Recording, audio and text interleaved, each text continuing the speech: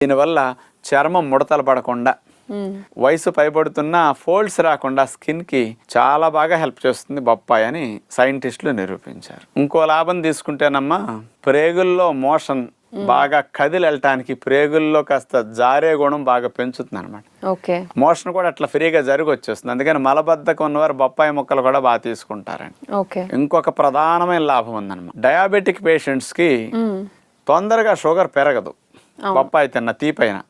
ఎందుకు పెరగదంటే ఇందులో ఉన్న లో గ్లైసిమిక్ ఇండెక్స్ అంటారు.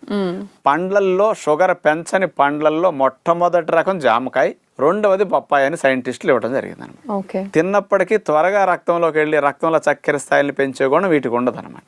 అందుకని షుగర్ పేషెంట్స్ కూడా బొప్పాయిని బాగా తినొచ్చు, జామకాయతో పాటు ఇది మంచిది అనమాట.